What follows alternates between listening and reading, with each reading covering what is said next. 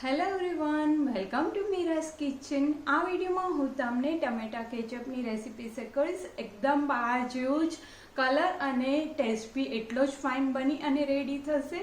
અત્યારે શિયાળામાં ટમેટો બહુ જ સસ્તા હોય છે, તો આવી રીતના તમે ટમેટો કેચઅપ બનાવી અને સ્ટોર કરી શકો। તો ચલો જોઈ લે રેસીપી। તો ટમેટો કેચઅપ બનાવવા માટે અત્યારે મેં 2 કિલો જેવા ટમેટા લઈ લીધા છે અને મેં દેશી ટમેટા લીધા છે। તમે આમાં બંને ટમેટા મિક્સ કરી શકો, કેમ કે દેશીમાં થોડો પલ્પ ઓછો હોય છે નોર્મલી જે રેગ્યુલર ટમેટા આવતા હોય છે એના કરતાં। પ્રોપરલી વોશ કરી અને પછી જ આપણે ટમેટાને કટ કરીશું।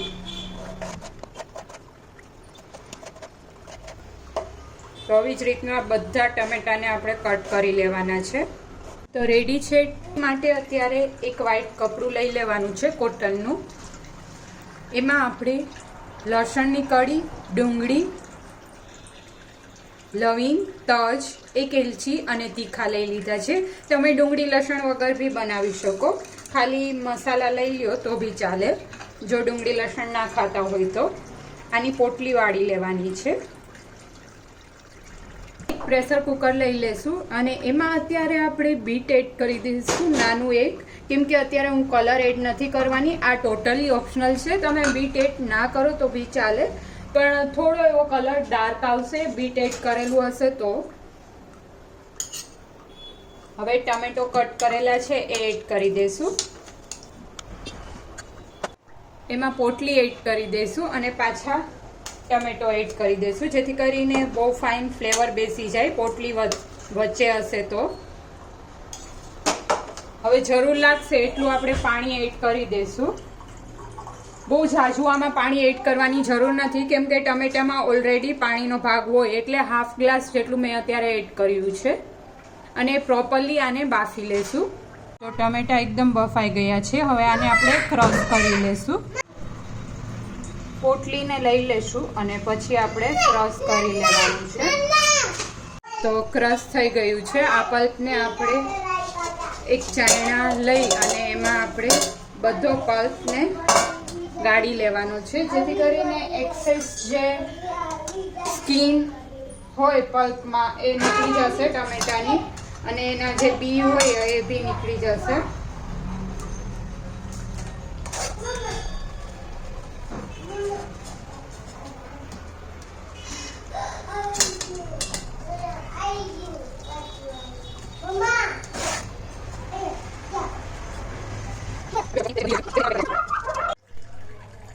તો પલ્પ રેડી છે ગળાઈને। હવે એક કઢાઈ લઈ લેશું કે જાડું તળિયું અથવા તો નોનસ્ટિક હોય એવું વાસણ લેવાનું રહેશે, કેમ કે આ પલ્પ એકદમ ઉકાળવાનો રહેશે અને નીચે બેસી જવાની શક્યતા રહે, એટલે બને તો જાડું વાસણ લેવાનું જેથી કરીને નીચે બેસે નહીં। અને આ પોટલી રેડી કરી હતી એ એડ કરી દેવાની છે આમાં જ।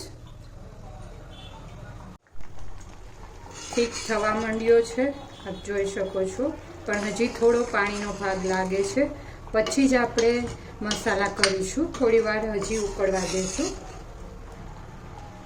એક કન્સિસ્ટન્સી અને પાણી છે એ ઘણું બળી ગયું છે।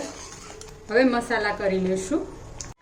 સોલ્ટ એડ કરી દઈશું એઝ પર ધ ટેસ્ટ, કેમ કે હજી થોડું બળશે અને ઓછી ક્વોન્ટિટી થશે, એટલે સોલ્ટ એ પ્રમાણે એડ કરવાનું રહેશે। સુગર એડ કરી દઈશું 2 ટેબલસ્પૂન જેટલું, તમે વધારે બી એડ કરી શકો। બહાર જે કેચઅપ આવતો હોય એમાં વધારે જ શુગર હોય છે એડ કરેલી। લાલ મરચું પાવડર એડ કરી દઈશું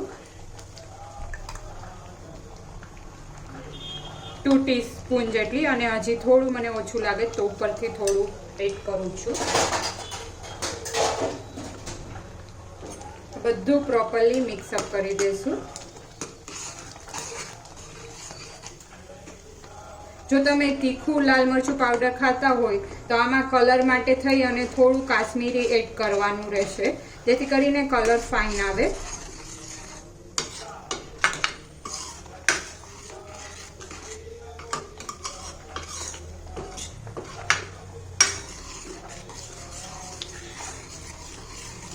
હજી થોડી વાર માટે આપણે કૂક થવા દઈશું।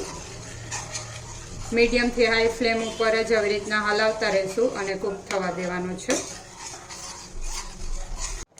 હવે ફાઇનલી કેચઅપ રેડી છે. તો ચેક કરવા માટે આવી રીતના એક પ્લેટ અથવા તો ગમે એ વાસણ લઈ લેવાનું અને એમાં આપણે આવી રીતના નાખીને જોવાનું. આમ હલાવશો તો સાઈડમાંથી પાણી નથી નીકળતું, આપ જોઈ શકો છો. એટલે આ પરફેક્ટ છે. અત્યારે કેચઅપ રેડી છે. હવે એમાં આપણે વિનેગર એડ કરી દઈશું,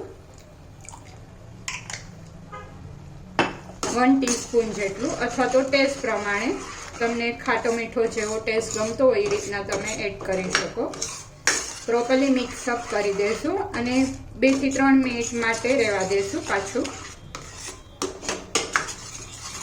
તો રેડી છે કેચઅપ. હવે આને રૂમ ટેમ્પરેચર પર આવવા દઈએ. ગેસ ઓફ કરી દઈશું. એકદમ ઘાટો અને કલર બી આપ જોઈ શકો છો રેડિશ આવી ગયો છે.